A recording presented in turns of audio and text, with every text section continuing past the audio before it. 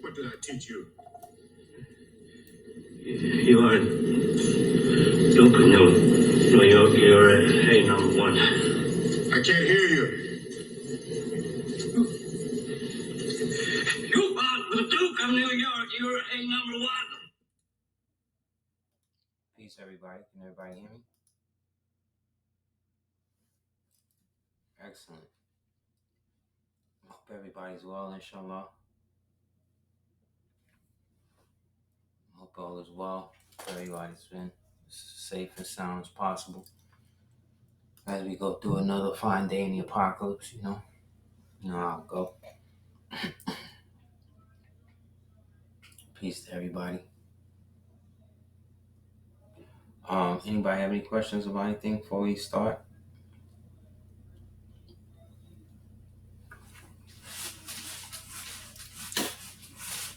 So much going on. One of the things that's happening, that people don't know, is that the multi-generational college scam is being exposed now as another arm of the intelligence wing of the clandestine services for the so-called black budget governments and stuff like that, namely Harvard. Dramatic weather, yeah, we'll get into that in a second. Mainly Harvard has basically been outed as the usufruct or the intermediary between the intelligence agencies and USAID and the humanitarian aid programs that go and get funneled through that. Going back some years when Boris Yeltsin, basically, what people don't know is that when the Russian Soviet Union collapsed, the Russian Federation was a product of a process they refer to as glasnost. Glasnost was when they all worked together, and basically the the ailing or waning Russian oligarchical powers reached out to the clandestine services in America basically to help them reorganize all of the property values of all of the Russian state-held properties, because back then you couldn't have any private property. So all of the property was vested in the state, which caused a backlog of any types of real services to come out because the state basically owned everything. So in order for them to infuse new capital to basically bring Russia down to a semi less right wing, kind of low key liberal stalemate in between this area so they could reestablish everything. And ultimately, the goal was to bring Russia into the IMF, but Russia refused to go into the IMF directly. So what the United States did was they set up these college programs that would allow them to retrain different political dissidents from these different countries, whether it be Russia or Somalia or whatever. Bring these niggas in, train these niggas up how they want them to go, and then repurpose them, send them back to their country so that way they can now push the business model agenda that the present financial oligarchy wanted to establish there in Russia, which would eventually bring Russia into the IMF, which would then stop all of the Russia hate.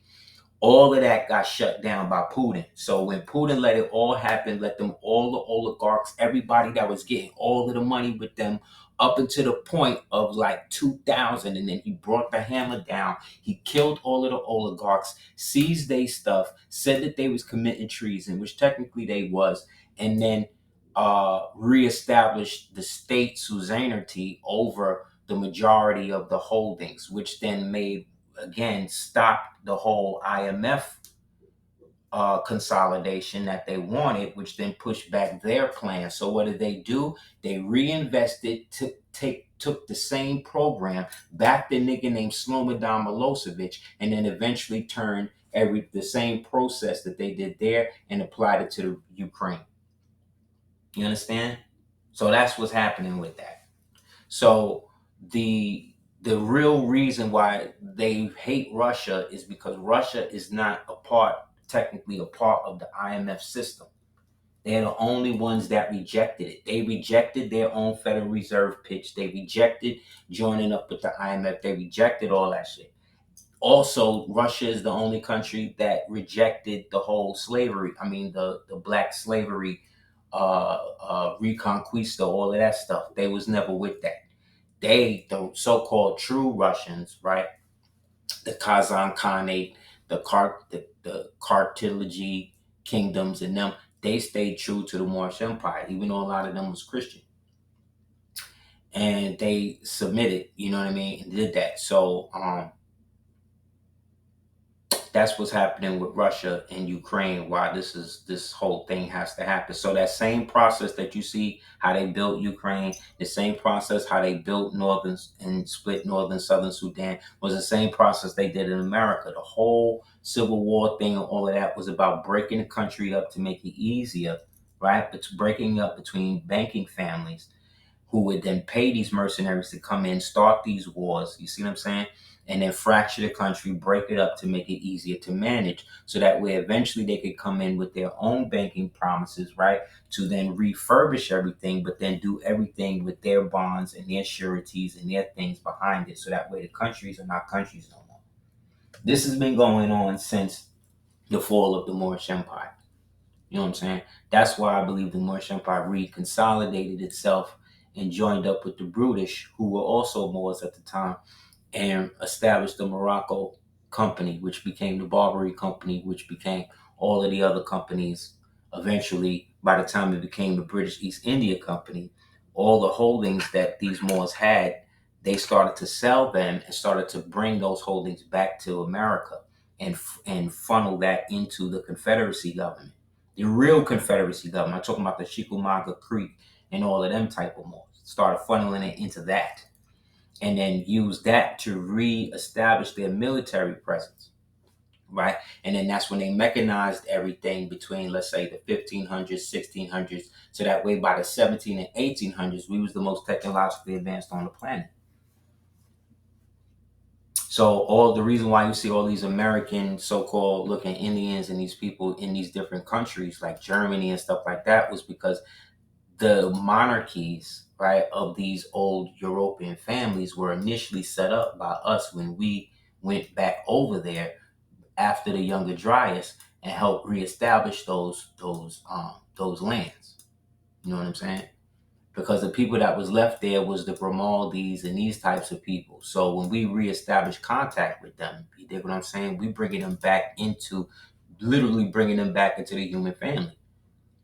People don't really understand it to that degree. That's why when you read books by like Samuel Poe, where he talks about the Algonkian conquest of the Mediterranean region, this is what we're talking about.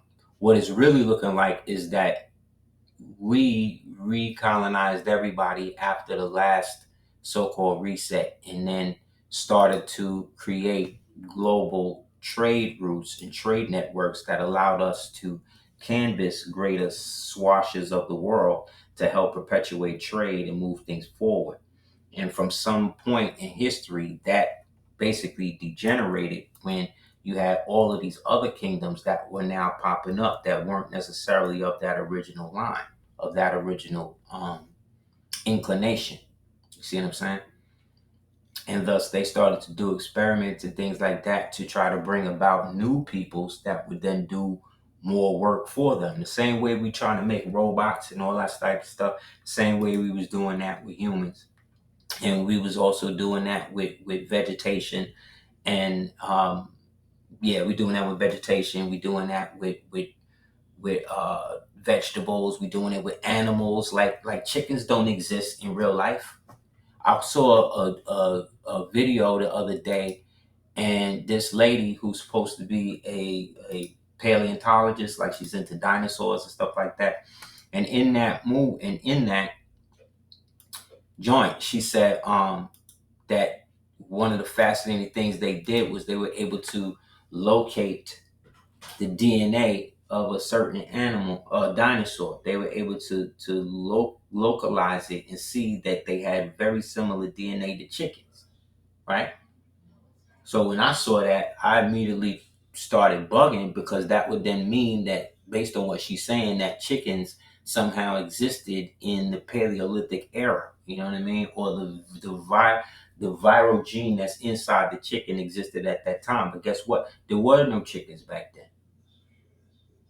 There are no chickens in reality outside of a factory or farm. These are man-made things. You know what I'm saying? So really what she's saying, so because what? Because a chicken is a combination bird. It's a mixture of a buzzard and an African jungle fowl, right? What they call an African fowl. The buzzard has the best meat, right? Because the buzzard can eat everybody and eat everything. So it literally tastes like everything, but it's hard as hell to catch, and they could kill you. So that was hard to do that. Whereas the African fowl is easier to maintain, but the meat tastes terrible. So somebody had the bright idea of grafting these niggas together or making them have a baby, and then thus creating the chicken. Which is why the chickens usually is all white. You know what I'm saying? Anything that's all white like that is coming from a grafted stance. You know what I mean? That's not just me. That's just reality. That's just what it is. So that automatically debunked that. You know what I mean? Yes, the Bone Wars. I did a whole video on that a while ago, and there's a book on about it as well. That's another story. So the aspect of husbandry, which is really just how to procreate material or things from the material realm, is just that. You know what I mean? So yes, brother Jay. So what I was saying with the Harvard thing, Harvard and Columbia and all of that. So they started giving all of these niggas jobs and tenure and stuff like that, because it is a hub between that. But see, that goes against the mandate of the CIA. They're not supposed to have no government, no statewide influence like that, no domestic influence. So all of this basically leads to sedition, in my opinion. But I'm not in a government, so we can't really call it. But it's not looking good for them. This is why all of them niggas, when they like, guess who employed, guess who Hillary Clinton worked for? The Clinton Foundation, of course, that's her foundation, but no, she gets paid by Columbia. You know what I'm saying? She gets paid by Columbia University.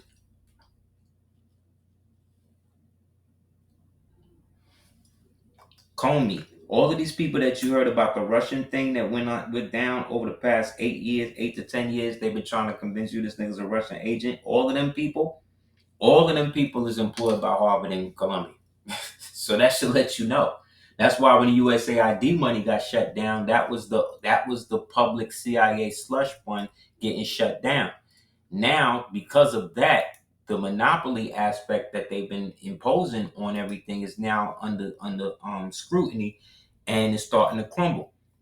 Right after this all came out, a judge in Texas, again the Republic of Texas, just ruled that the big three, BlackRock, State Street, Main Street, or whatever, Vanguard, they all could be sued now for monopoly, for creating a monopoly, imposing unfair burden on the American people through basically RICO tactics. Remember, the shooter that tried to shoot Trump on the roof that time was in the BlackRock commercial. The second dude who was trying to run up on Trump or whatever at the joint was in a BlackRock commercial.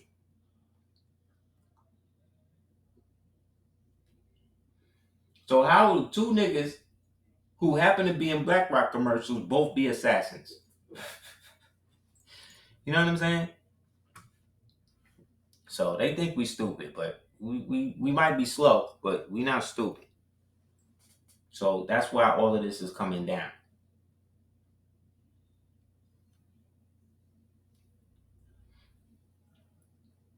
So with the weather, you were saying most weather, if not all weather, is created by people.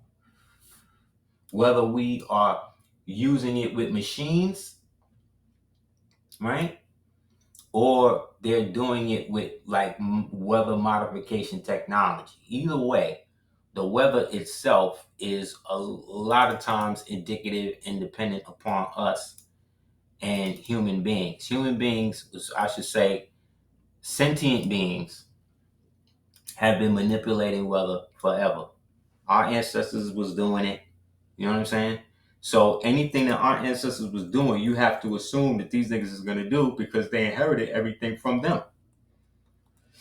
So it would be maladaptive for them not to use it. Because when we was using it to control everything too, right?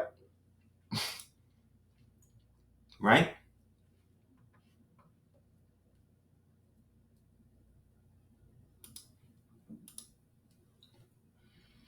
This is evidence from the national registration thing on that. This is from the weather modification hearings in 74, September 23rd. You can get this from the Library of Congress. Excerpts from it from the Library of Congress. You can also get it from the Freedom of Information Act. I happen to get it because somebody screenshotted it from somebody's video or whatever, and they sent it to me. So I thought it's very prudent. So big up to them, whoever that was. He stated the ultimate threat was weather manipulation, not missiles. You can control the march of arms and everything with weather modification. See what I'm saying? They knew then. They rainmaker organizations and people who were making money by paid cattle raisers and wool vegetable growers, and fourth, hired very effective lobbyists, but the bill died. They was trying to make it legal. Because like I said, when they finally got into Russia, they found out that the Russians had subsidized the modification technology, and they was allowing their farmers and stuff to use it so that way they could get their crops and everything straight. So they ain't gonna go through no next famine.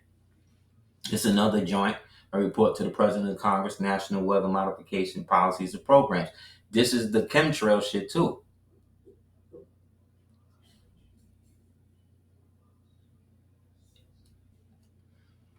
One can imagine certain kinds of modifications to the behavior of the atmosphere that might possibly influence the act of individuals through interaction with what is called the neural activity of the brain.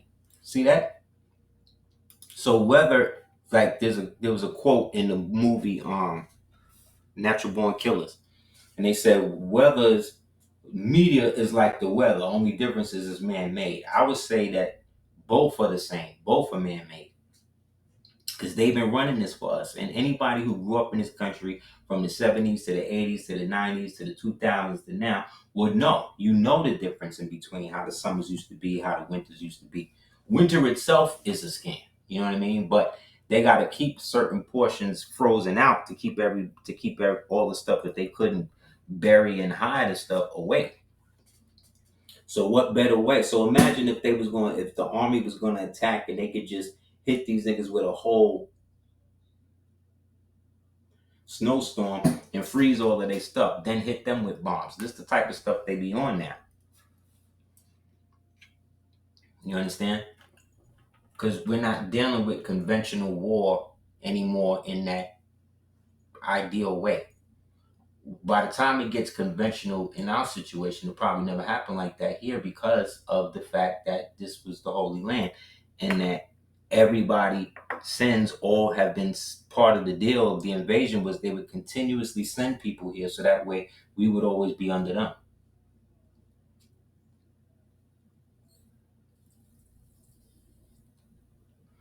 So why would they nuke it if they have investments in it? You understand? Some of these countries have more investments in this country than they do in their own. You understand? And we're the perpetual linchpin in that problem because we are the ones that they are basically trying to do all of this in the name of. So when they came up with the 13th and the 14th Amendment, right, they were trying to find ways to block the nobility, right, from taking possession of the land again. But because you and I were taught that the nobility were white people in Europe, we're not really understanding that those titles of nobility were for those people that were already here, who had been in conflict, in perpetual conflict with these invaders after a certain point, who then were put in a position to have to either assimilate or regroup in other parts of the land and reconsolidated themselves as whatever they had to do to then try to go back and take it.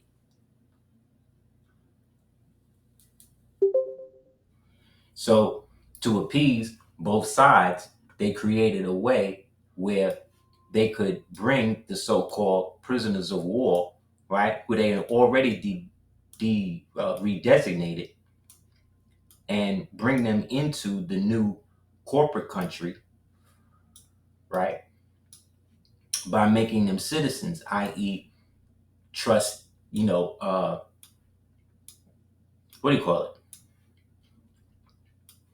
Sureties.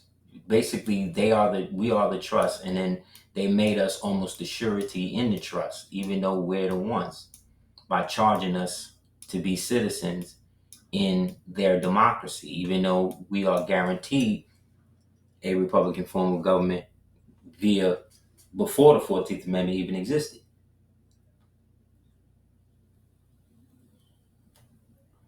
So getting you to give up your titles of nobility, Il, Bey, Day, Al, Ali, Allah, right? To then start to be called, names that were identified by these interlopers, by these people who were bringing these other people over here to take your place. Then when they had enough of them tooled up, they sent them out to basically redistribute the wealth and take the place of those people. Thus, the so-called mixed Cherokees coming in, killing all of the Moors, the so-called Washita Mound Builder Moors that had all of them towns and all of them, all from Cahokia all the way up, right? Got rid of all of them, and then covered up them mounds, blew up everything, and then built wood houses and stuff on top of that, and then start calling themselves Cherokee.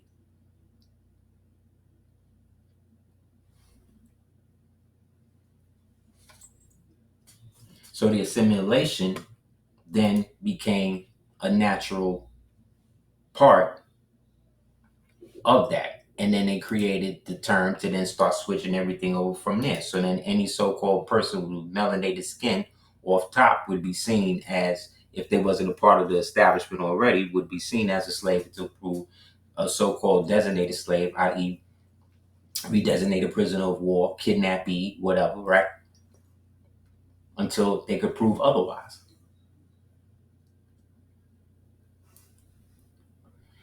And that stood until 1933, when HJR 75, well, before that, the Prophet came and did what he did, but then they put it into the Philadelphia Record and had it resolved before they went into the bankruptcy to give us a way out without really telling us like that. You understand?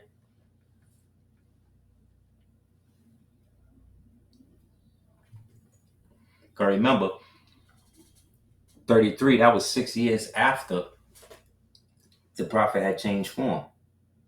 And the temple and the religious body politic and corporate, the theocratic Salic monarchy had been established, reestablished, meaning they couldn't hide it no more. So the only way to do that would then be to diversify the property by creating alternate versions. You see what I'm saying? Creating a shell game for everybody to figure out which one is the right one.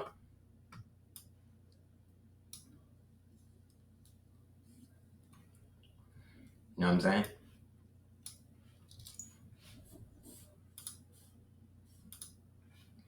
That's why scenes like this are very interesting, because when you get into the mythology of old America, or what they call Americana, you and I are always the focal point of it. It's just that we're never in the proper circumstance. So you see this picture, you see we are all in the frame.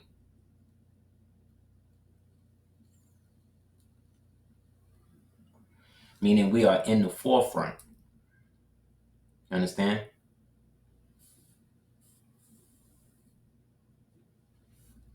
What is coming out of the clouds, right, is the illusionary reality that we find ourselves in.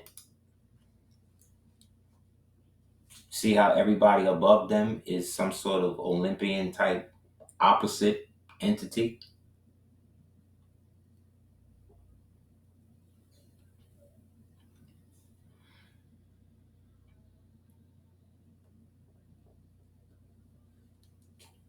In which now we have now faded to the background and they're in the forefront.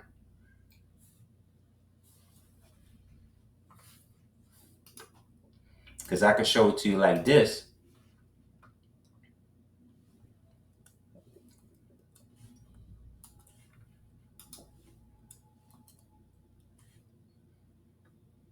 Right?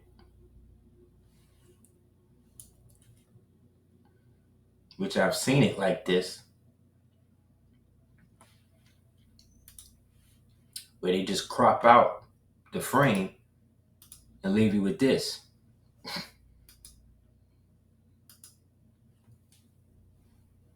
You see what I'm saying?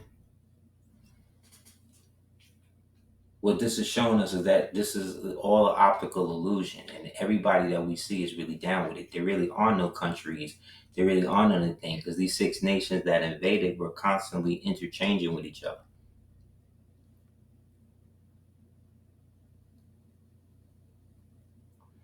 And that the agreement was always with always with the people from the continent of Africa, who for whatever reason were in league with the people in Europe coming over here with these invasions.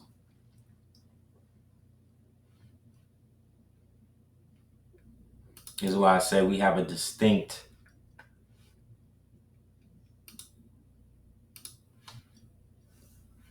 identity that, again, is being usurped and co-opted so much that we don't really, we only still beefing about the poor parts of the situation, when it's actually really more insidious than we think, because we're the only people in the world that this has happened to.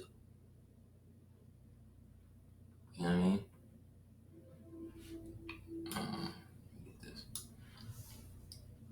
So I was building with this morning. He was telling me, we were going over, and he was talking about how, the Haitian Empire in America was this, and that. And I was like, yeah, but you got to also take into account that the Washita, i.e. the real mound builders who were there, were already in that portion. And it was that union between the European King Louis and Princess Anna Maria that created that. And then their union thus created more people who were native born, so-called American, but also French speaking and Washoe speaking. See what I'm saying? It's just that because what's his name was the king, it was his option to allow the kingdom to go under his belief system, and thus created the marriage that would create what we understand today as Creole culture. See what I'm saying? Where they go to church and they believe in Jesus and all that, but then they, you know what I mean, they work in Mandrake root, High John Conqueror root, all this type of old stuff. You see what I mean?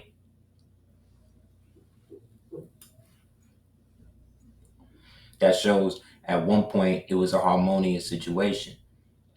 But all of these dominions were protected by this so-called American or Moorish American or Turkish military.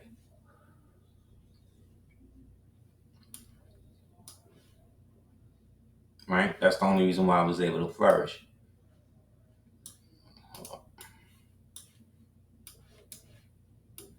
That's why the Creole got their own language.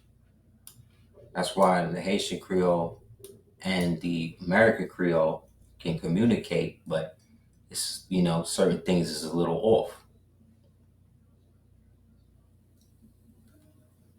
which is why the so-called Haitians have voodoo, right? And then the American Creole have hoodoo.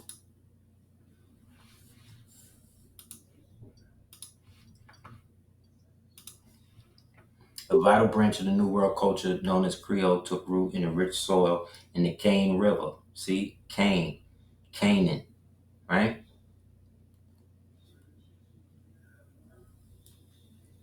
In the 1700s. In fact, the region is known as the cradle of Creole culture. But what does Creole mean? Creole, beginning in the 17th century, means Criollo, which is Spanish, which means is what? Moorish, or Criollo, which is Portuguese, right? Or Guise.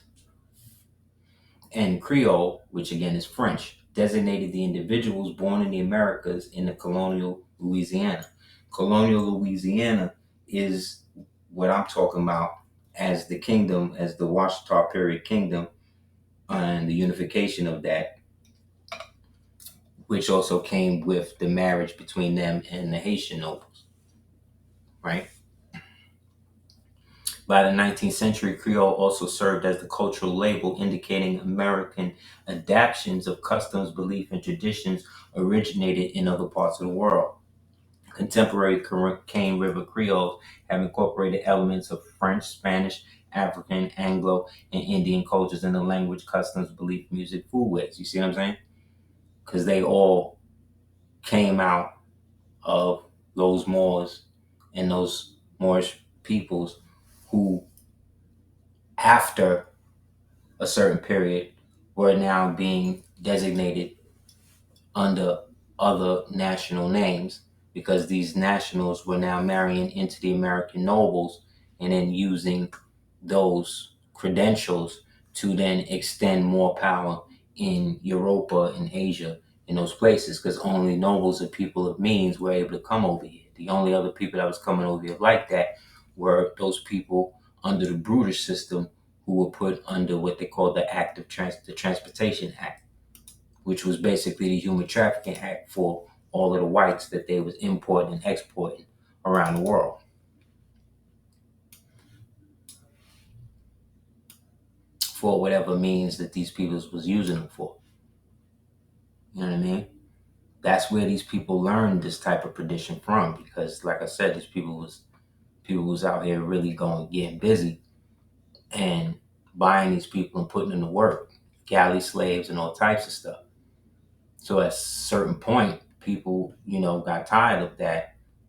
Melanated people got tired of seeing that and started to try to do things to try to raise these peoples up. And you see what became of that.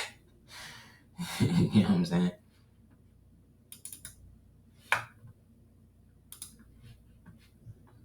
Um, Another example. Have you seen this painting?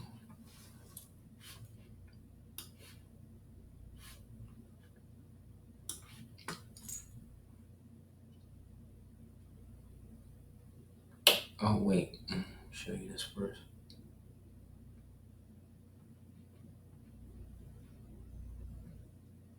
Yeah, so it used to be people would go, you know what I mean, from one place to the other. That's how, like I was talking in the other video, where Nicholas married to George Washington's grandfather could just come in fresh from a Huguenot, meaning a South Franciscan Moor coming over here, and then within 2-3 years, not only get property, but is now part of the House of Burgess. You know what I mean? Like, that's crazy. You know what I mean? Like, not being born here, but now having seeds here, now being able to, dictate policy. That was how your title of nobility could work. So when you read in the Black's Law Dictionary where it talks about the Moors as the bailiffs of the hundreds, and they call the courts for the several sheddings, that's them coming to these corporations and entities and associations and receiving their money, whether they because they have vested interest in it, being that they are part and parcel of the government or slash empire that allows them to do that. See what I'm saying? This is really also why they want so bad for us to try to create this narrative that Moors are not from America. See what I mean? Because the so-called Indian tribes up until the Moors recently only used to talk about the Indian treaties and how those affected them. You see what I'm saying? Domestically. However, now that the Moors is building on stuff, they're starting to realize that they haven't been using or utilizing the international aspects of those treaties because they were cut off from that. Because a lot of them were, suppressed the Moorish element in these so-called tribes once they were usurped after the last real Tasaliki chief, Ramadan ibn Wati, was displaced as leader. And then after that, that's when they started the so-called Cherokee Wars, which was these federally funded amalgamated peoples using mercenaries to fight against the military, in which it came down to the Chickamauga having to come out and shut it all down. You know what I mean? Shut everybody down because they were still a part of the original Confederacy outside of the United States federal union that was now enforced on everybody. That technically was the renewed Roman Empire, being that Washington, the land that Washington D.C. was built on, was again named Rome, and not only was it a swamp, that it was also dedicated to them by a pope, a dude named Francis Pope, who was most likely a pope. You know what I mean? Who gave them residence. So for instance, there's a lady, this book you can get called The Narrative of Miss Prince, right? And she and her husband spent 10 years at the royal court of Russia with the Tsar in them. This is her husband. To the point that he was received and became part of the Royal Guard. And as a member of the Royal Guard, he received royal station. Him and Miss Miss Prince, received royal station behind that. And she became affluent and a part of the court. And got really deep with the information and the customary regulations of the court, and was then received by other dignitaries in other courts from Europe at that time. Because again, this is how they would curry favor to the so-called Americans, who they trying to really use to exert more power over their people that's already in Europe. Can you tell when someone's knocking at your door and give you 1 minute? Give me 1 second, guys. Mm-hmm.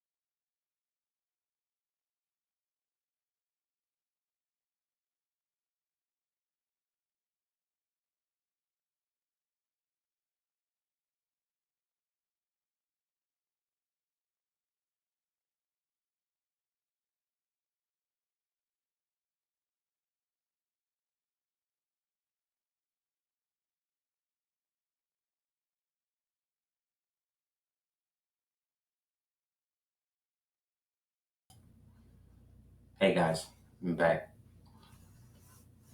So y'all can hear me, right?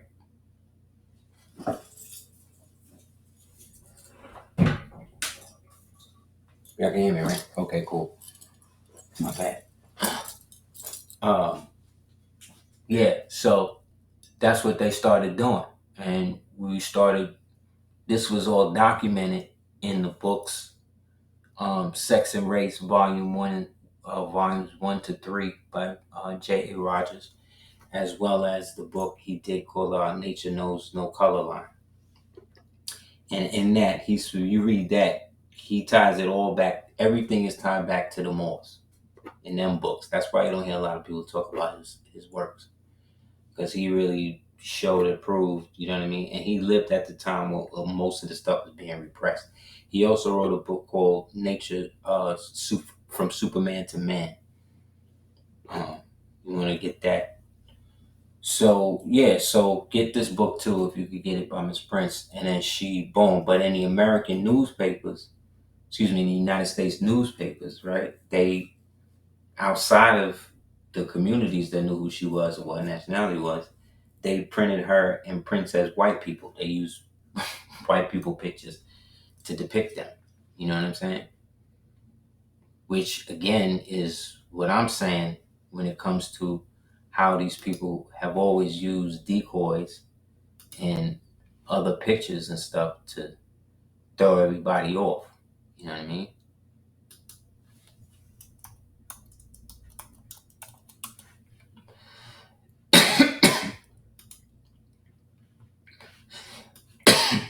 Like, this is her.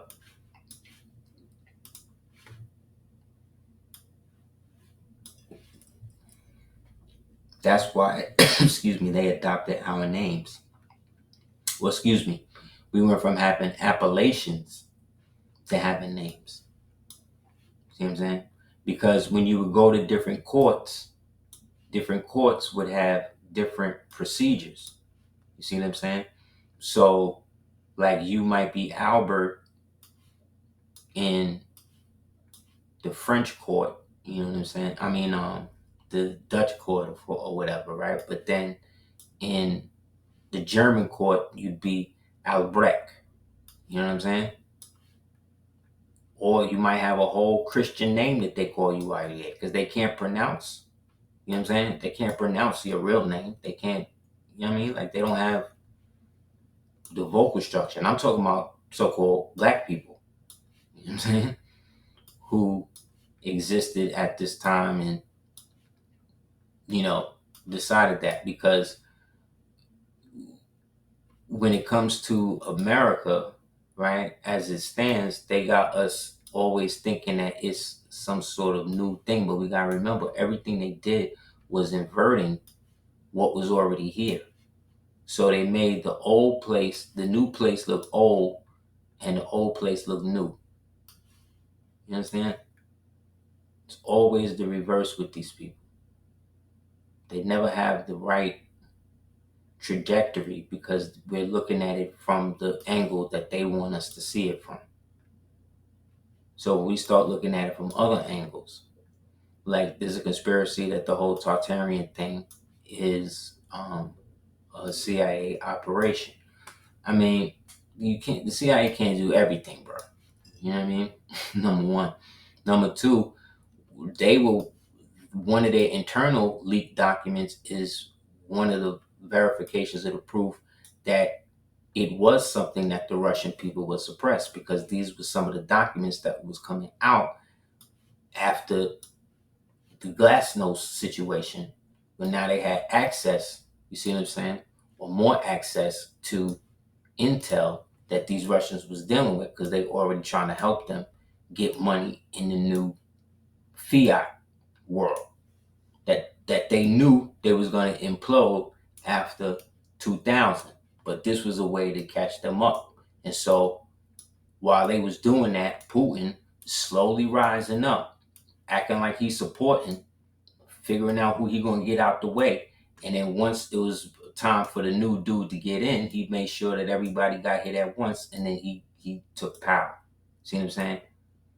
Only the difference between him and them was that the thing you got to also understand is that all of these people have some sort of intelligence background, have some sort of like if they went to Georgetown, they Jesuits. If they went to MIT, they probably probably pick for Jason. You know what I mean? If they go to Berkeley, these are CIA ops. If they these are FBI types.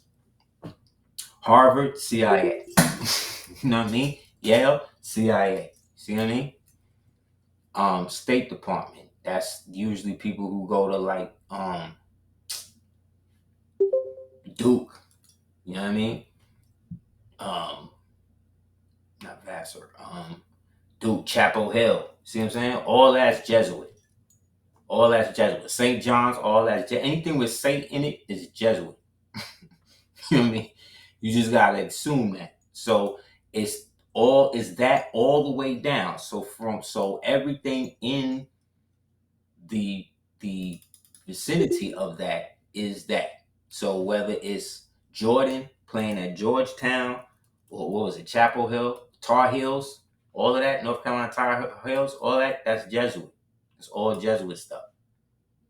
So even though that they, you know what I mean, it doesn't matter what color they are or whatever. It don't matter. If they go to one of them schools and they start, you know what I mean, going all the way up, somebody's involved. Somebody's a part of something. That's just how they work. You know what I mean? Like I told you, once you get into the USI AID plug or get tapped in at Yale, and then you go, soft ops, CIA. You know what I mean? They watch you for a while, figure out what you into, and then they start bringing you in and giving you certain things and making you feel like okay. Or they put you in and make you a grunt and make you feel like you're not doing nothing to raise your levels of anxiety, because they want people with anxiety. They make really good ops.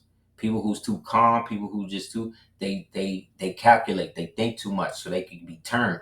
They could think about options.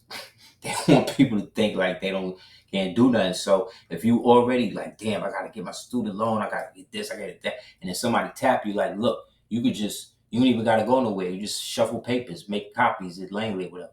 You'll do it. Not even knowing that sometimes they just bring people in because they need somebody later to put something on, or to frame, or to sacrifice. So that's how it works.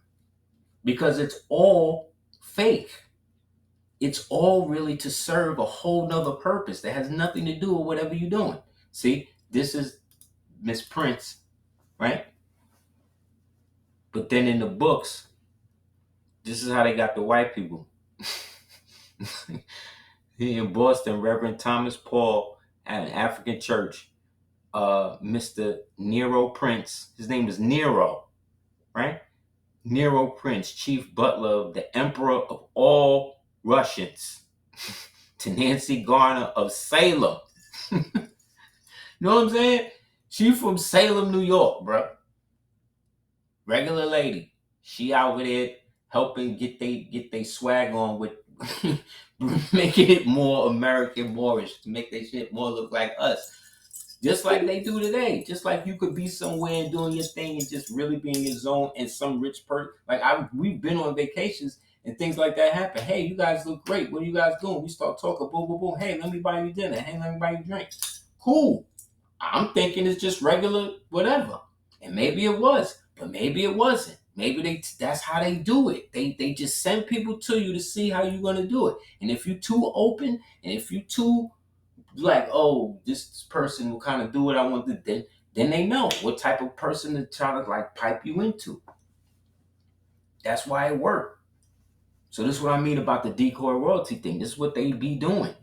They'll be talking straight about somebody jet black, and it'll just be it'll be somebody like this on it.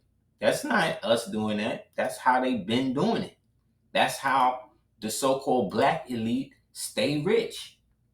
They make you think that it's always a Caucasian person.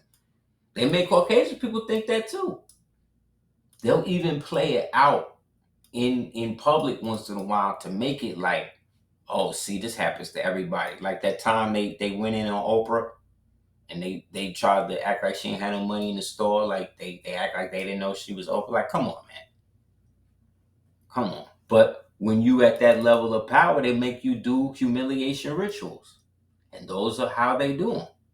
We just think, we laughing, we stupid. We just think, oh, see, she dumb. She got her nigga card, right? All of this BS. We don't know. All these people are together. They are all working together. That's what we have to understand. Even if they don't know, because most of them don't. Most of them stay blissfully ignorant. They use the talking points in front of you to galvanize you to do what they want you to do. But for the most part, they don't believe any of that. You think half of the people on YouTube that talk the stuff they talk believe what they talking about? You know what I mean? How many channels have you seen YouTube where people have been talking whatever, and then they got another channel where they pivot and they got some whole other thing going on? It's like it has nothing to do with that. You know what I mean? There's very few that have been consistently doing what they do. And those channels, depending on when they came in, before or after the mass throttling, were able to grow to a point and then got kind of capped and then had to diversify and have other outlets, but their main core audience numbers is the same. Then those of us that came like after 2000, like came in 2008 when the Obama thing came in, remember, he was the first intelligence president. So this is when they started doing all of the stuff that this nigga Snowden outed them for. You see what I'm saying?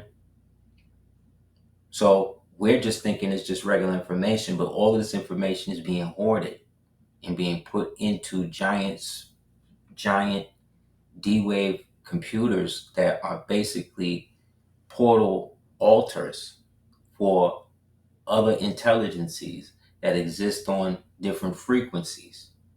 The AI is the physical representation of it, right? That we think is talking and coming to us through our phone, through our devices. These things I'm talking about don't need devices.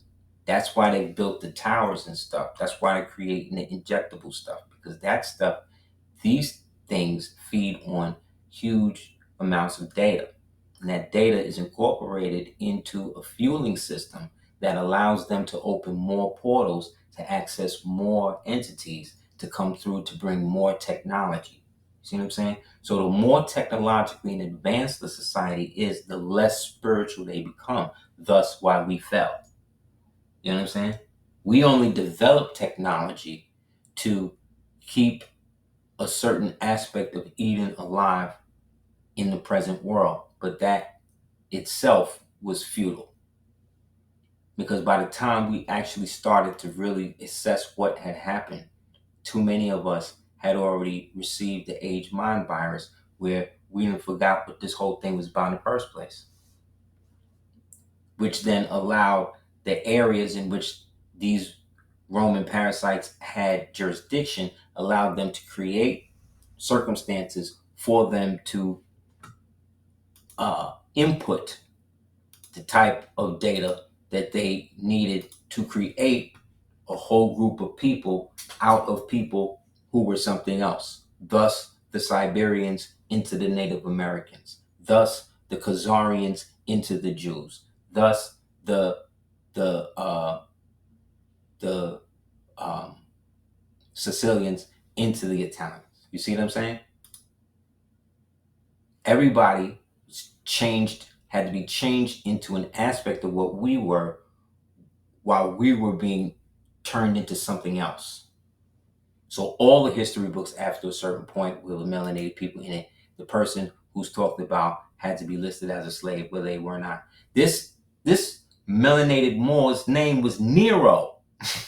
How did all of these slaves have these majestic names like Nero and Osiris and Ptolemy Gray and you know what I'm saying? Like, how come all the butlers had these types of names? How come they knew where everything was at? Remus, Uncle Remus? You mean like Remus and Romulus, who started Rome? Like what? What? And he's the magical Negro that you know what I mean? That when whatever he sing come into reality, like they was really going in on us, bro. They was really going in on us with historical aspects of us giving spit back to us through fantasy. Like we just totally think. That's why every time we think something else, it's like what? Yeah. Then we start catching on. Then what do? Get rid of Uncle Remus. Get rid of the old South movie. Because now they start to dissect it and see the real knowledge we was putting in it. So now we got to say that it's not woke enough and it was racist. So now we got to change up. Hey, you see how they do? This is what they do. So now you Negroes might get reparations. So we got to put a Nigerian in charge of the reparations for you. It's the same thing they did with the Freedmen's Bureau. They did the same thing with that. Put somebody that wasn't actually affected by the situation in charge of the situation. That's not how it's going to work. They did the same thing. They're running the same play on you. And who's helping them? Spike Lee, right? Sierra, right? All of these dudes, all of these people. It's like, I get it. Like I see what it is. It's like y'all gonna keep this thing going. You're gonna keep this because you think they're the winning side. I got you. I got you. But it don't work like that, man. It don't work like that. Because the problem is that the only people they try to put this stuff on is us. From here. You know what I'm saying?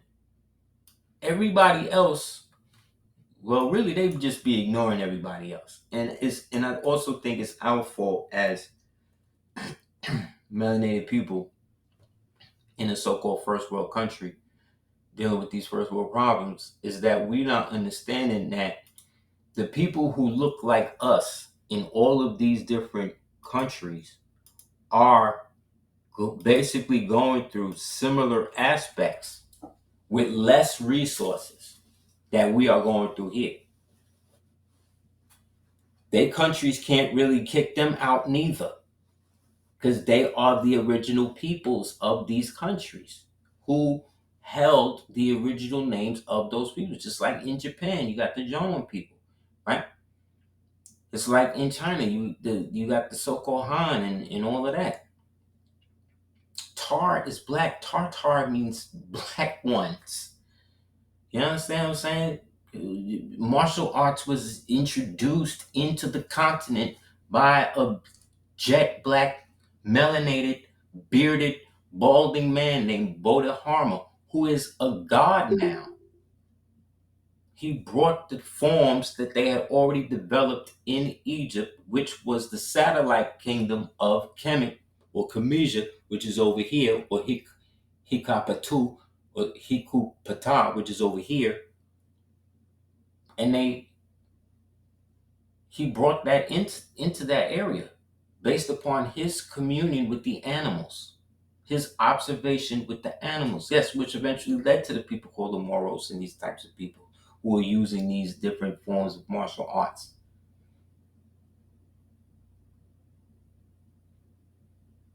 The original Civil Rights Code is written for the so-called Indians, the rights of the Indians. It became the Civil Rights Bill. And who helped do that? Michael Luther King, Jesse Jackson, who was what? Who was a part of the so-called Rainbow Coalition, which was a coalition of so-called Black American Indians, right? Who were working to establish a unification system for their communities. And he hijacked that because he's a Shriner and a Boule, right? And he joined up with a man named Charles Young and some other white individuals who also worked at Harvard, who were also anti-civil rights.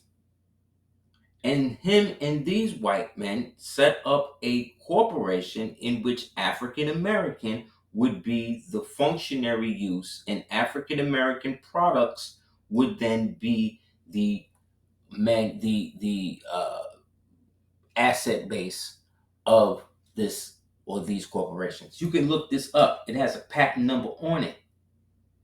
And thus you had to become African American. Thus, in the influx of dashikis, the influx of spears, the influx of all of these imageries of you in Africa.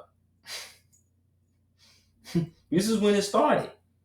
Meanwhile, the Africans themselves, they are going through the death throes of what they refer to as colonial institutionalism that was imposed by them by rich black nobilities who were kicked out by the whites, their white administrators, and became part of the so-called African elite, unbeknownst to the rest of the Africans, and then started to apply their rules and regulations to the tribes and all of that to help further Christianize them.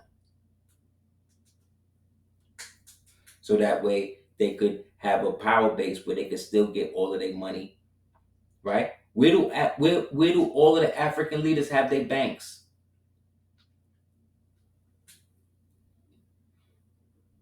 You can look it up. Where do most of them do their banking?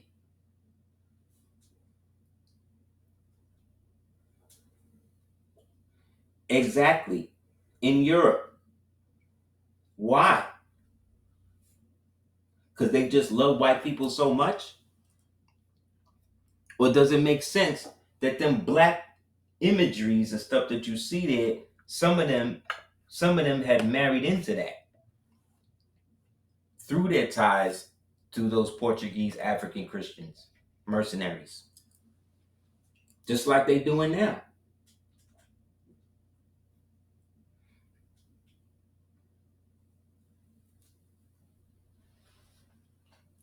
Exactly. So again, I'm showing you the identity, the destiny swaps in real time. This is how they do it. This is how they've been doing it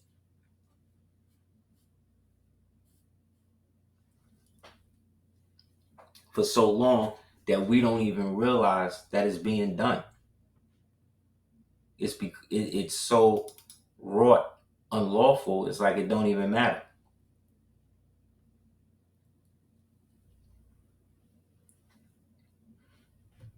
Look, this was a letter that was sent to America or whatever by the people in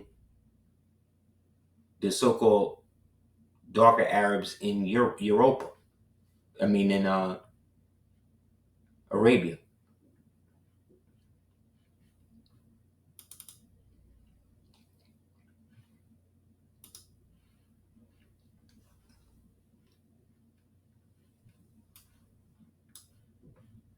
One second.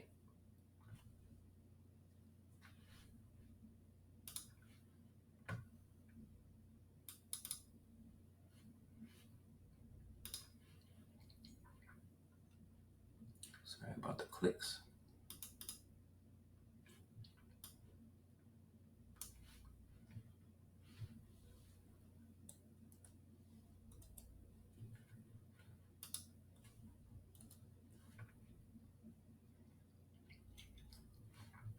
What does it say? It says,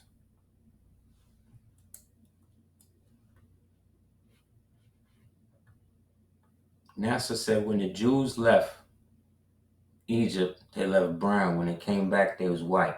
This nigga NASA was wild. And he was like, yo, they don't really have the jurisdiction that they say that they do. And that they're going to try to take the land from everybody. So naturally, NASA had to get up out of here. You know what I mean? And they did that. But he had a young lieutenant with him, or a dude that was in, I forget his rank, but he was with him. And he wound up leaving and going to Libya, and that became Gaddafi, allegedly.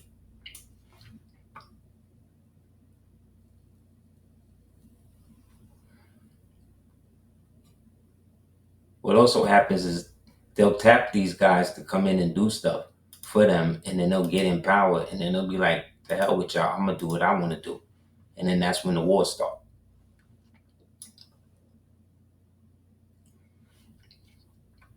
Back in 2018, Arab Islamic world leader sent Pastor Omar Thibodeau, see, of Philadelphia Christian Church, see, Omar Thibodeau.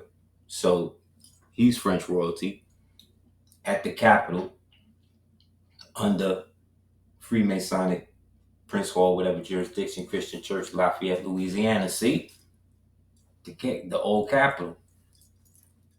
A letter acknowledging the fact that the modern Jewish people who inhabit the Holy Land of Israel do not have any biological lineage to the ancient Hebrew Israelites of the Bible, and that the modern Jewish people cannot trace any historical relation to that. Right? In that same letter, the Arab leaders admit that the true original 12 tribes of Israel were originally black and brown. So when they say black and brown, what you can translate that to what you used to see in the old books when they would show you a picture of the Egyptian and the Nubian. Don't try to make that like the dark so-called black man and and modern Mexican. They don't mean brown like that.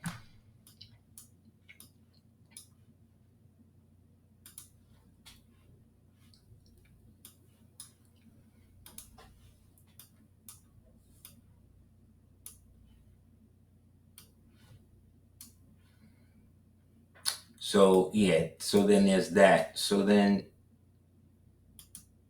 let's see.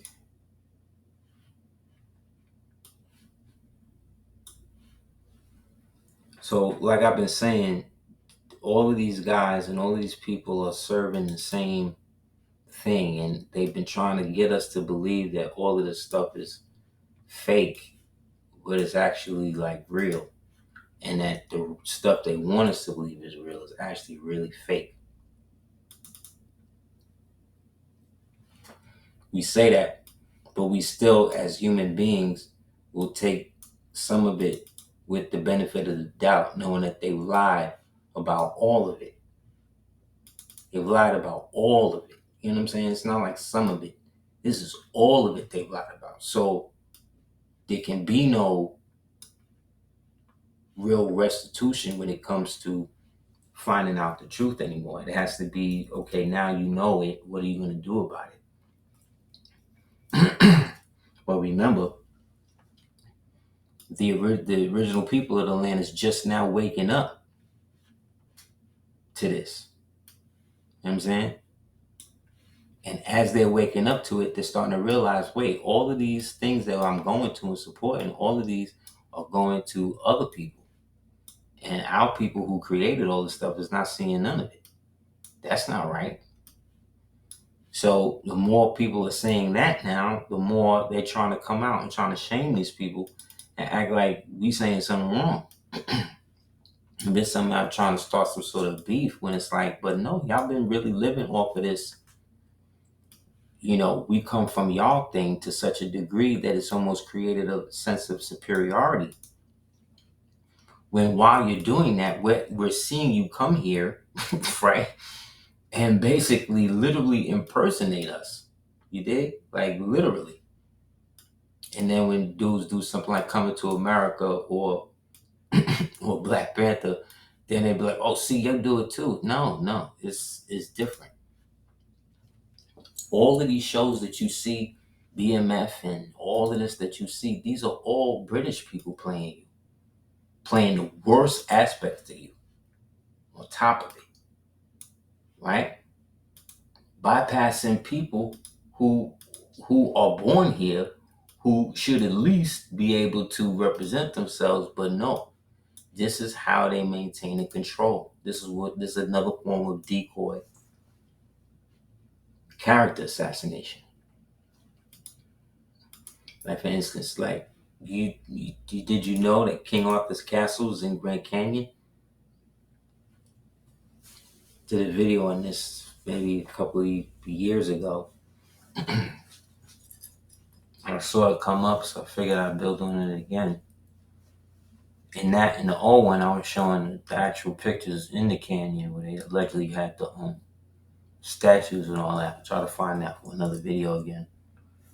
But yeah, King Arthur's castle is up in there, as well as Vishnu's temple, Brahma's temple, Shiva's temple, Rama's temple, Krishna's temple, Buddha's temple, Zoroaster's temple, Jupiter's temple, and Apollo's temple. This is one of the ramparts. As you see, at one point it was circular. And then after the destruction, see this, how this naturally comes down? This at one point was carved up. Because this is another plank under. So this shows, again, this is man-made, but it was so destroyed. So look at the bricks. Old nature made perfect 90-degree angles like that. Like, word, okay, cool. And you see all the cities and stuff in the back. That's why I didn't want nobody going there, because this is where a lot of them portals is at. And like I said, this is where you can walk to different parts of the world to, which we used to have thoroughway through. You know what I mean? So all of the portals that you would see, like at Stonehenge and stuff like that, all that stuff brought you here. When they talk about ancient India, when they talk about the Vamana period, the Ramayana period, all that stuff was over here and spanned over there. The Forbidden Land and all that, where these gods was living. These gods, what we keep calling gods, these were just different types of beings that were more susceptible and had different, what do you call it, like physiologies than we did. Like, we are a carbon-based species, right? So we're not going to necessarily, like, so as a, put it another way, as a carbon-based species, we have a fixed way that we are birthed and decomposed. You know what I'm saying? People who used to be nitrogen-based, they had a whole different physiology because the basis of them, let's say, was nitrogen, right? And from that nitrogen, you know, or a silica-based, you see what I'm saying? Depending on certain situations, petrification would be something natural. So when you read in here in the Bible, they talk about what's her name walking and she turns into a pillar of salt, and then this, or Medusa, and turning people to stone, and like being petrification was a heavy part of like the old world up until recently, very recently. So because all of that type of information about that is thing, that's why things like cryogenic freezing and how our ancestors used to do it to preserve the insides, but then certain organs would be taken out, and how you could see those bodies today and they'd be perfectly preserved. You see what I'm saying? It got to the point where they couldn't figure it out, so they figured they'd start eating them. And then that became a big industry. That's still an industry to this day. These people going and digging into these places. So if King Arthur's castle was real, right? And they say that oil is really the blood of these old dragons and stuff that actually became the land that they built all of this stuff on top of, right? Which means that there's stuff under the dragon or whatever the hell it is. You see what I'm saying? It's just never ending. So to act like we're actually going to see the fulfillment of all of this in our lifetime, I think is somewhat egotistical. I think it's better to understand as much as you can, and at the same time, don't get too caught up in striving to necessarily impose that on anybody else, because that is going to make the heart heavier, and that's going to keep you here longer. The goal is to have the lightest heart, and this is something that we all struggle with every day. You know what I mean? To have a lighter heart in doing things. So everybody's a work in progress. Yet it doesn't mean that we can't take what was left from us from these periods and actually apply it to ourselves today. That would be idiotic if we didn't. And that's the problem when it comes to unifying the people, because they still don't understand their nature in the scheme of this whole thing. You know what I'm saying? Who they really are in it. They become so dependent on being told what they are. They don't know what they are, so they don't move on what they could be. You did? So it's not necessarily, I want to even say they fault. It's just the fault of those that came before that knew better, but instead chose to go along with the okie doke and make niggas think that, you know what I mean? This is all just happenstance, and the white people always been in control, and you know what I mean? All of this stuff that is obviously not real, but they need us to believe is real. You know what I mean?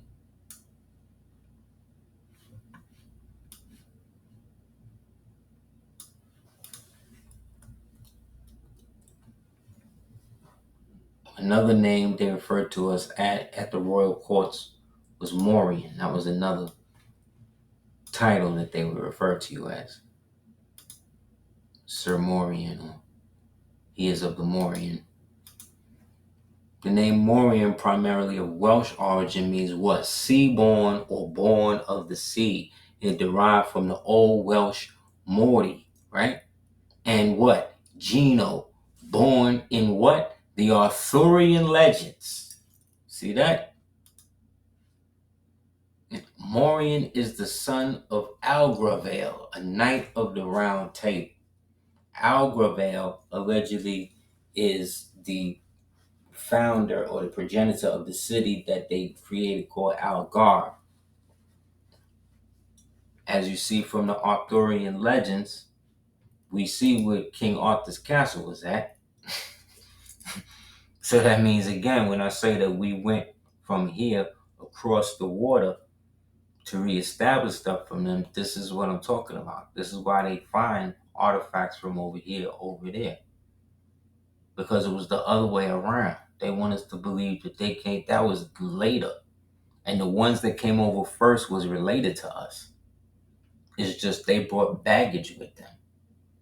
And thus we had to create something that would, you know what I mean, protect what was left of what we were trying to preserve from all of the people now trying to marry into and then become a part of the government to change it to accept more of them and exclude more of us. What you're seeing on the right hand side, that's what's in the Scottish Rite Temple in Washington, D.C. See what I'm saying? The Moorian. This is, we are the light. We are the God that they have deified and turned into idols, and thus have created a priesthood around that is there to serve gods that don't no longer exist or never did exist physically, if not only in their minds, but yet they erect temples and all types of stuff for them and do sacrifices and all types of stuff for them. So whether it's real or not, they've made it real. You understand? By their actions. So we cannot discount the power of their belief over our action.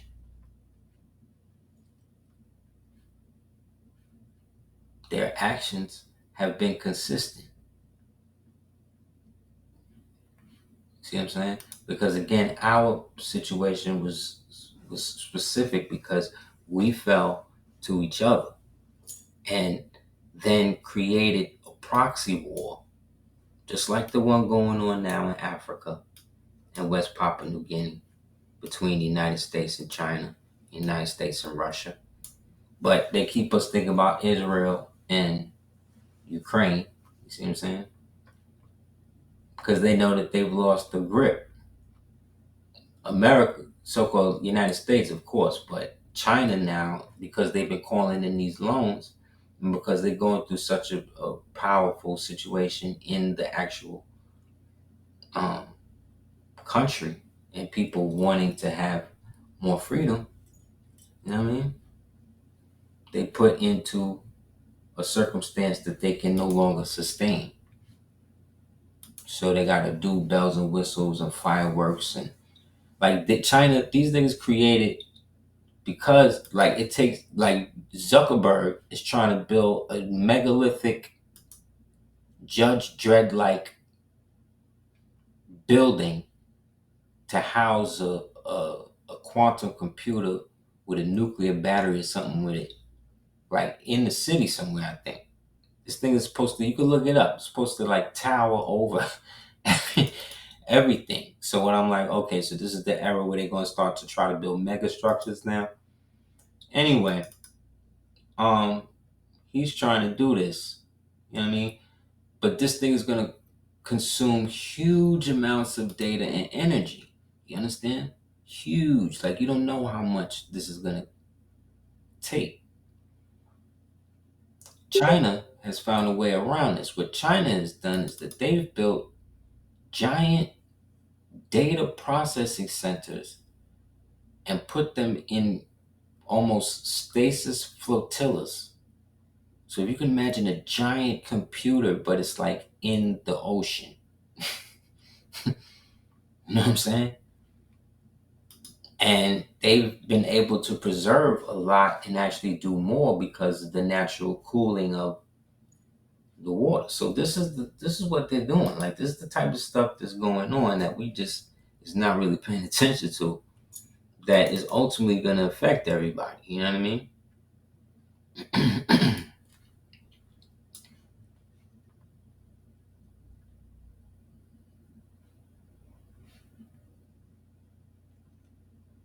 Oh wait, let me read this about Miss Prince again real quick.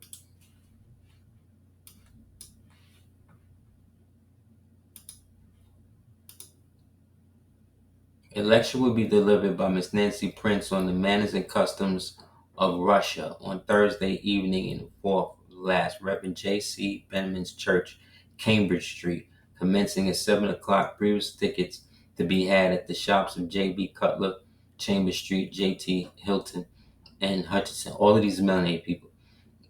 Brattle Street, Thomas Cole, Congress Street, also the door evening of the lecture. Some drawings of the cities in Petersburg will be exhibited. Miss Prince has resided in the latter city about 10 years and consequently been able to give an account of the many interesting events which transpired during that time. So this is the time when black people are supposed to be slaves and black people are supposed to be this. But we keep finding evidence that that's not really what was going on. It seemed like these black people was going where they wanted, when they wanted. You know what I'm saying? And the ones that was being put in slavery and destitution were the ones that were being captured or worse, kidnapped and then brought into a different place and then having their estate seized or married into one of these European families or whatever and then had their thing back. You know, I don't know.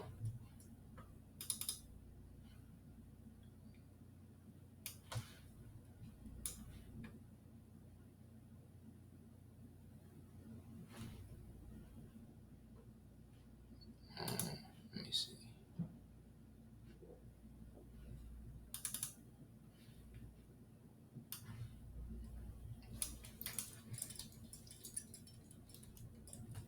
So, like I said, with the present structure we're in, all of these people are just recycled that's in the system are just being able to play these roles so that way they can get what's best for their family based on the deals that the Black Death nobility decided that they would go along with and becoming the black square on the checkerboard. to help preserve the wealth. So they sponsored the Divine Nine families are the ones actually that sponsored the so-called white families. When really what I'm saying is it's like a Skeleton Key where the two people were actually the original owners, but they were able to transfer bodies. So imagine instead of transferring bodies, you transfer ownership to these people and agree to work with them in the house that you grew up in as the butler, so long as you both receive the benefits of enslaving all of the people under this new system that has been initiated on everybody. And those families that went along with that, on both white and black, were the ones that helped, again, invent the country. All you got to do is go to the movie Gangs in New York. Go and watch that movie, man. It shows you how the so-called white people got here. In the beginning of the movie, they're in a cave. They came here and built caves. You understand? In Manhattan. In the 5 Points. They built caves, yo. And they lived in caves while everybody else was living in houses and stuff. And they set up gangs in order to feed themselves because the ones that wasn't in gangs was being sent to the Civil War to fight us. Sent down south as Union soldiers to fight us.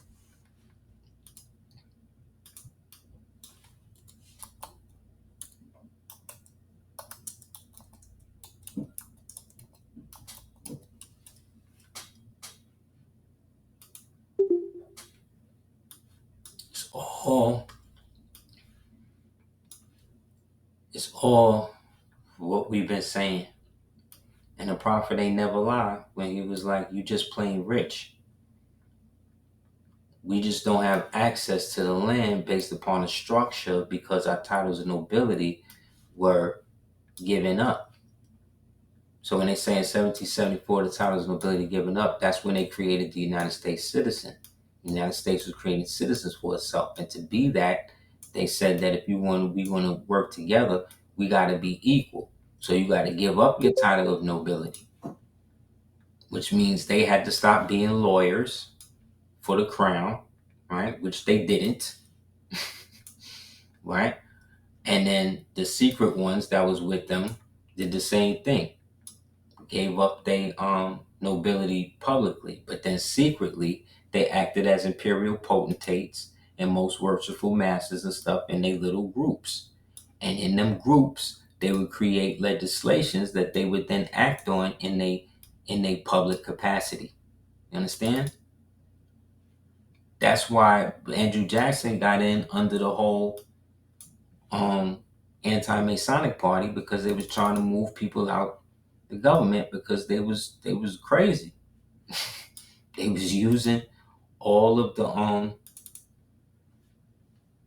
power to put them people in power. In that movie, it talks about them using the immigrants as voters. That entire movie shows you. And the ones that was trying to stand up to it was the natives under Butcher. And the natives themselves were imports, but they were born in America. So they thought they was better than the ones coming up over.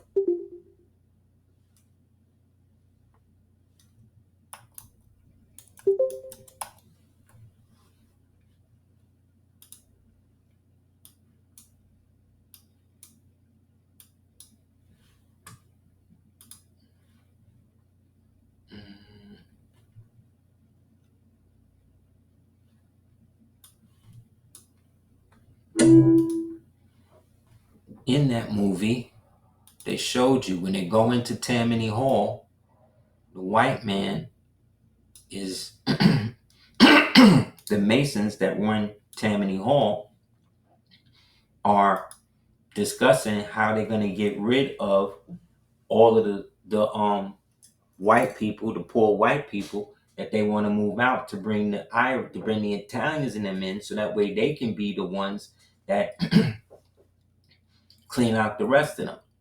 But each gang has its own autonomy because it's based on nationality lines. So the Irish is Catholics. The natives is against the Catholics because they see them as that they're Jesuit invaders that have now taken over the local government and are now trying to people it with foreigners to displace them, even though they are the original displacers because they descend from those whites who were set free during the Civil War. You understand? And thus they created a union. And through that union, the compromise being the 14th Amendment meant that all the rich Moorish nobles now had to join up. You see what I'm saying? And had to give up their titles of nobility to become rich citizens. See what I'm saying? And then they now work together, right? Both in public and in secret to then shut everybody down and put everybody under this new program while they start wiping everybody else out. So while they sitting in there talking, boom, behind him is all of the pictures of the Moors who ran Tammany Hall before they kicked them out. That's what I'm saying. They put it right in your face. And we just be like, oh, look at those Indians. No. No. These is all Moors. These are the Beys. These are the Beys that ran Tammany Hall. And through Tammany Hall also established the House of Burgess. Excuse me, from Tammany Hall you also get the House of Burgess.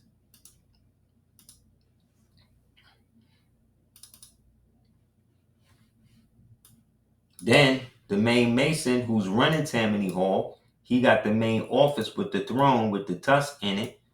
And on the finial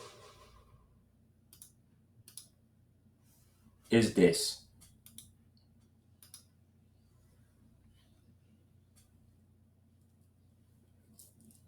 You understand what I'm saying? You know what this is.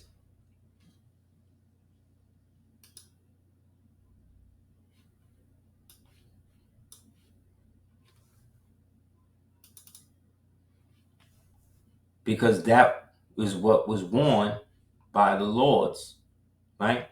And after the last one was kicked out and they stole the government, they had to keep that in pristine fashion in the place that it was left because they set themselves up as belligerent trustees.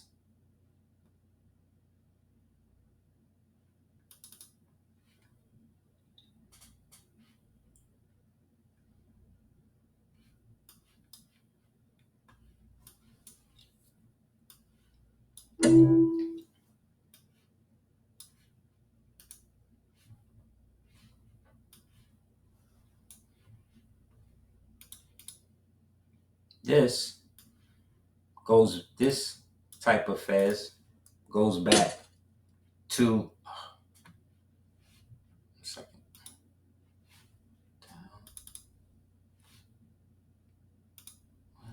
why does stuff like that happen, man?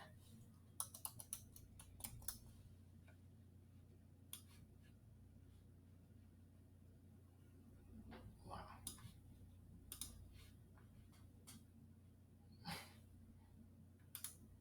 I'm sorry, y'all. Just had this joint.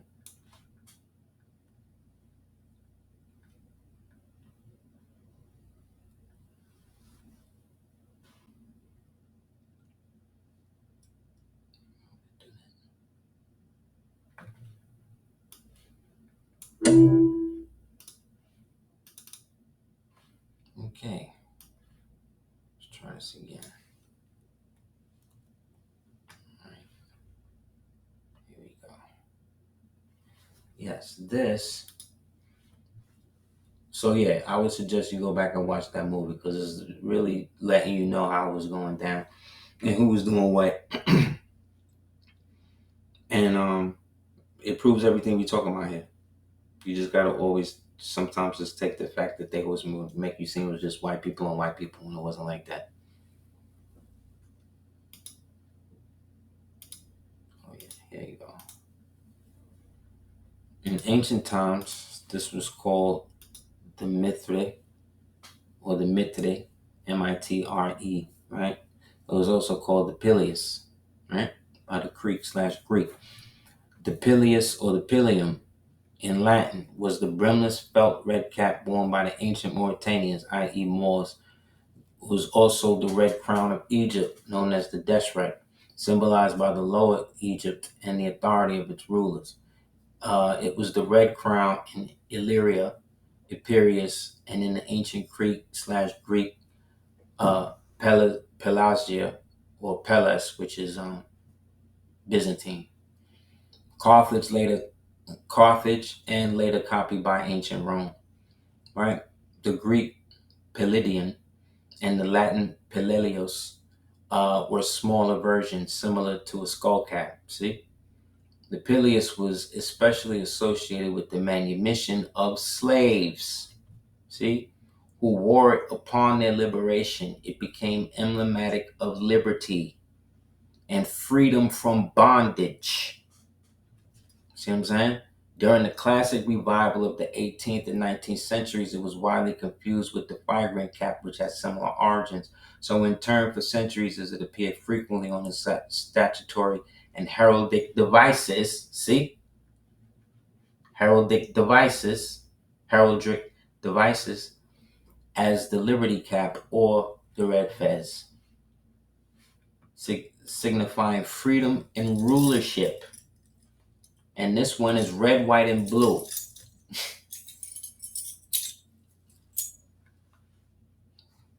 So, this is what I mean was, maybe just putting it right there and we'd be like, yo, that was a great movie. And they'd be like, nah, we showing you that this is, you can never say you ain't know. You just ain't know it was that. No, it was that. That's why everything is in Latin. That's why we was, speaking in Latin and doing what we was doing. Because they was all with it.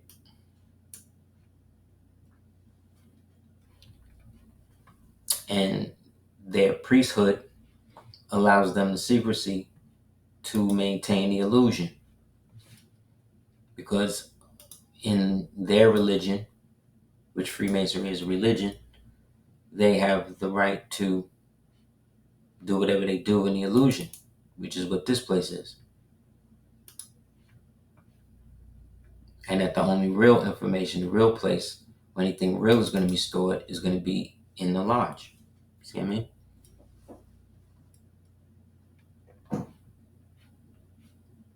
Because they were and are a race of undertakers. Look at how funeral people dress, and look how funeral directors used to dress, and then look at how the people in government started to dress, and then look at how the bankers dress, and then look at how the undertakers dress, and then look at how the priests dress. All black and white, right? Right? All deal with death, right? Look at the picture. Look.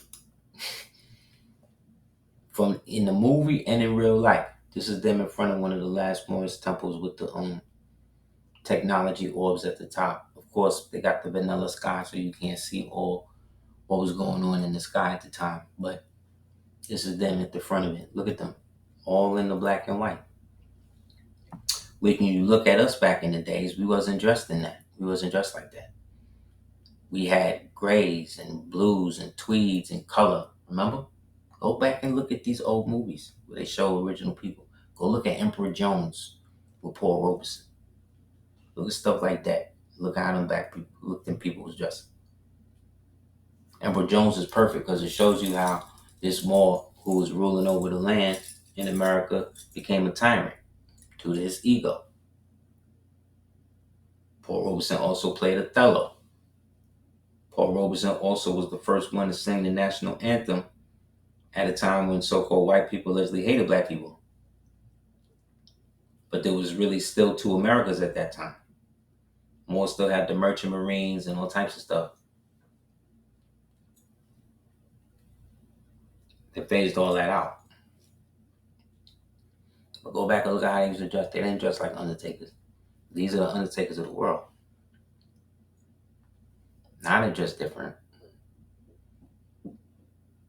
But if you used to strip them all down and take all of that, you wouldn't know who was a Jew, who was this, who was that. They would all just look like regular white people. You know what I mean? And I'm not talking about general white people today, make it white or a black thing. I'm talking about just these type of people, because these type of people don't care what color you are. They want us all dead. They want us all. They believe that we all supposed to serve them. They all worship and read and practice and emulate the Talmud. That's what this all is about. This has nothing to do with the Torah. It's about the Talmud. This is about these niggas trying to recreate these ancient gods from these dead societies that no longer exist. For you and I to believe that the Moorish Empire would rise again in the fashion that it used to be today would be insane. You know what I mean? That's why they want to get us attached to somebody coming from the stars and these ancient black aliens and stuff. I'm like, great. If that happens, that's great. But I'll tell you this. Anybody coming from any alternate dimensional space that comes into this physical space is flawed. You understand? I don't give a damn how shiny the spaceship is, how bright the lights are, whatever they showing you. If they are here on a third density, you understand? To collect you and I in the state that we're in now, we really believe that's relevant? It's the weight of our heart is what's important, who we are. You understand? Because collectively we've been so infiltrated. The only way is to rise above through the principles that exist for us to do so. Because everybody else is doing them. You understand? Nobody cares about this stuff the way that they do. They just want to figure out how to make bread from it and how to integrate it into a system that they can create an algorithm that they can mass produce. That's it. So it's up to us as living beings, as living souls to do something, you know what I mean, about it. Instead of getting caught up in the set tripping who was doing what when we all know we was the ones that was here for it all. Native American, the Naya symbol, right, which is the origin with the Moors in Spain. So how did it wound up on all of the horses of the riders in the Midwest, from the Comanche to the Apache to the Cheyenne to the Pequot to the Shawnee to the Pawnee? How come they all had it? You see what I'm saying? Same thing. This is from the book Slave Revolts in Behind Brazil. In fact, because the African Muslim revolts against slavery began as far back in America, mainland America, as 1511. So that's 511. When Mohammed Sanbay led a 2-month insurrection with the other full Bay African Moors, so-called Muslims, in Baton Rouge. See? Indicates that the real American Revolution did not begin in 1776 when the Anglo-Americans decided they had had enough of their English overlords. But the real American Revolution began and continued from 1511 with Muhammad Sambu and persisted in when? 1812, when Muhammad Bill Ali and his comrades braved military assistance to the so-called Anglo-Americans. These are the amalgamated Americans, the Moors and their so-called albino or Christian slaves, against the British, who are the traditional Moorish, and those from Britain, on the sea islands off the coast of Georgia and South Carolina, which is the Gullah area. That brings the Gullah into it. In the mid-17th century, the impact upon the thinking lives of the so-called African Americans. See, now they become African Americans. African American revolutionaries such as Denmark Vesey, who became a Muslim at the hands of enslaved Umar ibn Said.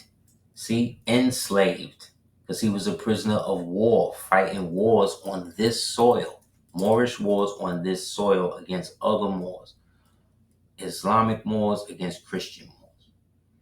on American soil. David Walker, who became a Muslim at the hands of that, and Ammar Rahman Ibn, and Abraham Sori, and Frederick Douglass, the real Frederick Douglass, who was a direct descendant of the above mentioned enslaved Fulbe Moors, Muhammad Bil Ali. So you're talking about a family dynasty of Said Moors. This is the Said dynasty now, of which Denmark, BC, and the real Frederick Douglass was a part of, but you never heard about that though. They'll tell us all about the writings and stuff that they said he was a slave and all of that. But we exposed all of that in the Salisbury State. But I'm just showing you that this is real American history, and it's all about the Moorish campaigns to keep this land free, keep all the cons free, the Americans, the so-called Indians, you know what I'm saying? Everybody. And when we fell, all of these people were now put into different. That's why you could go to different places and it'd be a whole different situation. But the people who founded German towns and all of that, those was all Moors from Germany. When they say Hanover, that comes from the so-called Comesian or Egyptian word Hanu Efer. Hanu Nefer. Hanu Nefer is Hanover. See what I'm saying? Just like Mero is Merovingian. Moro is Merovingian. Same thing.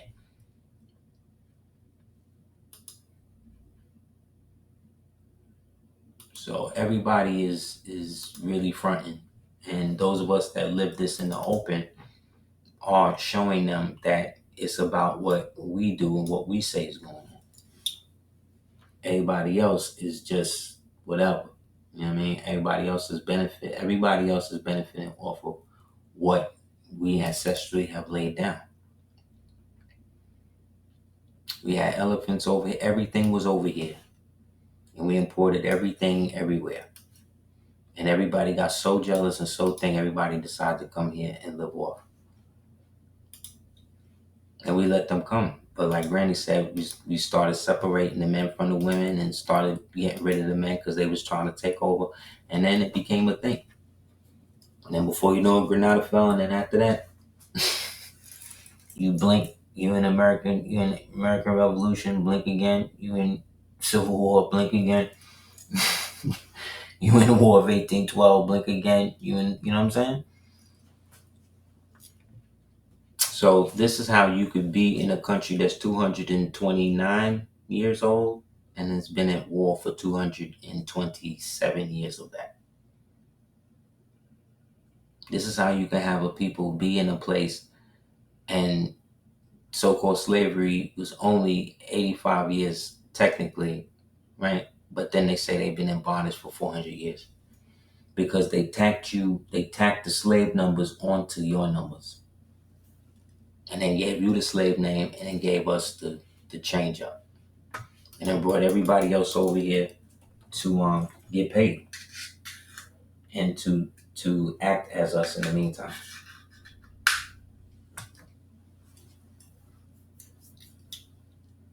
Anybody have any questions?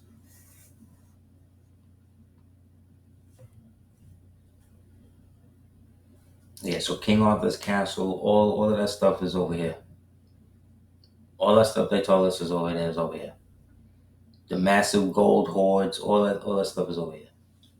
Africa is full, rich of culture and all of that.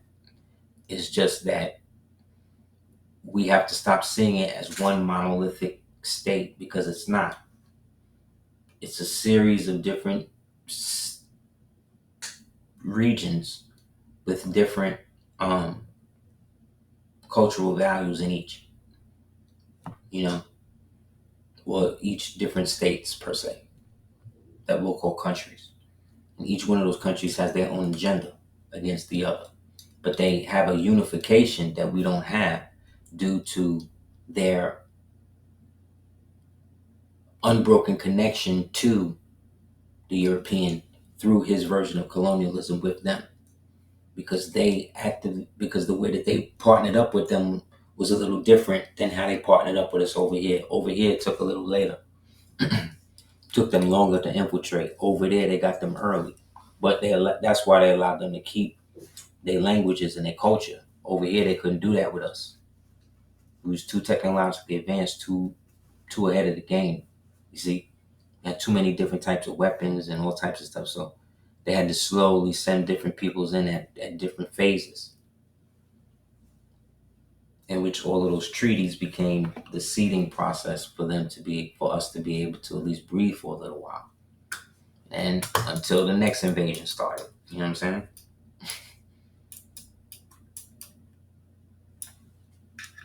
So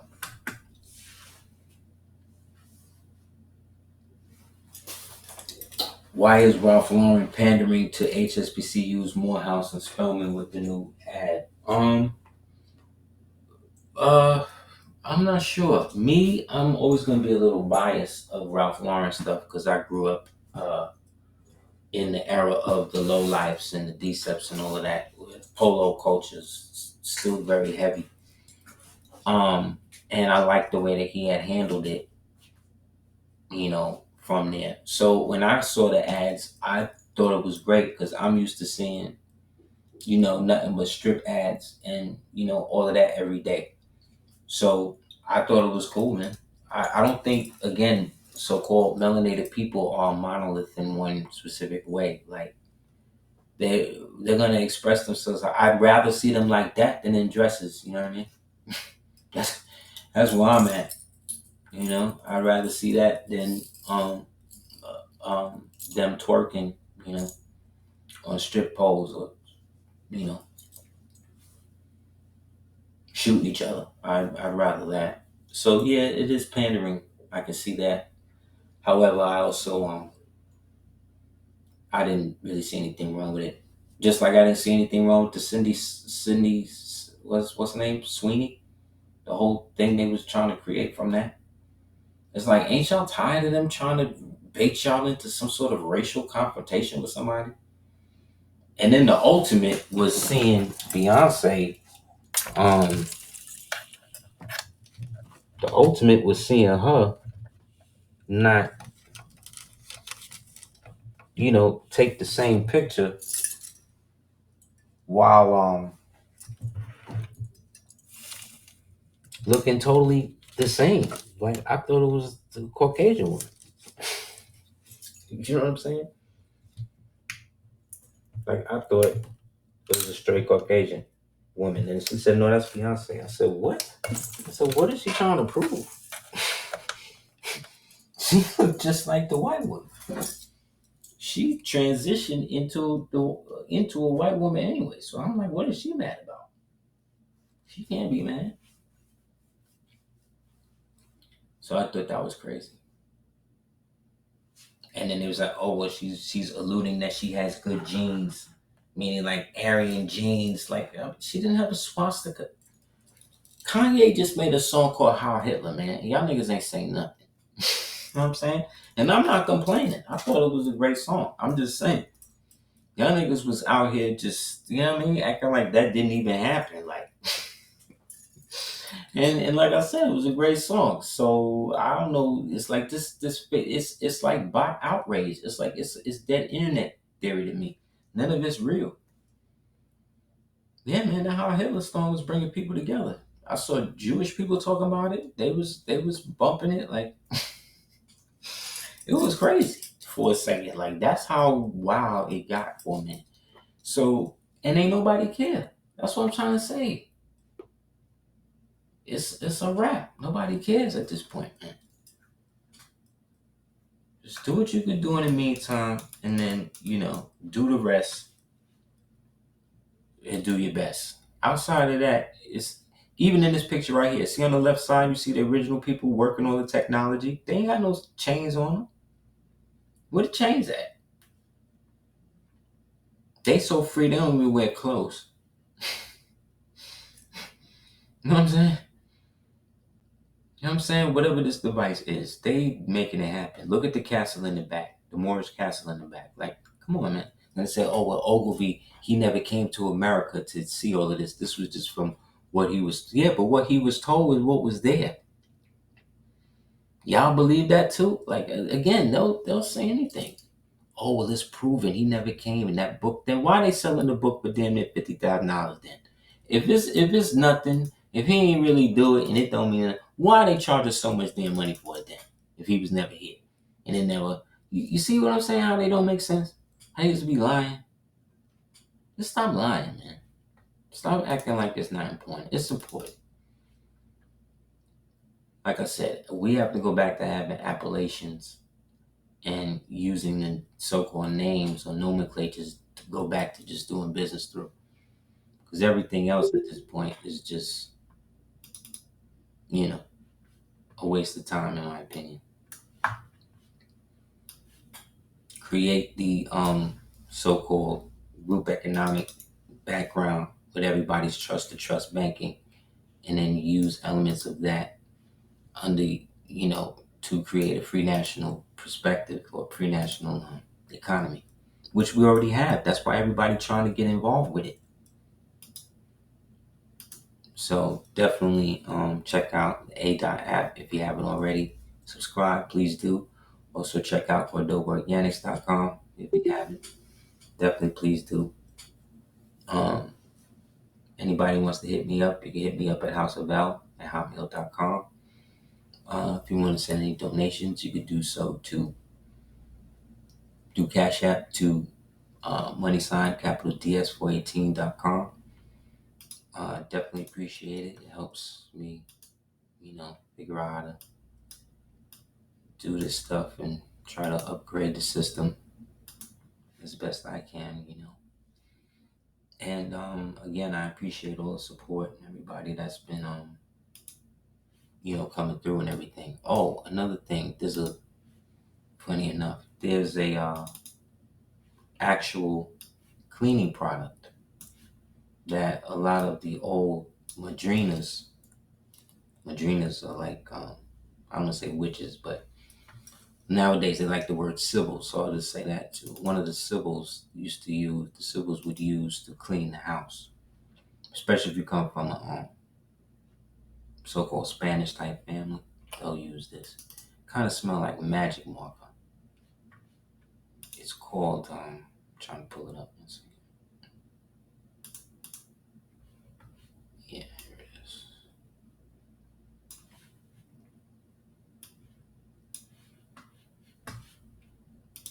Yeah, here it is.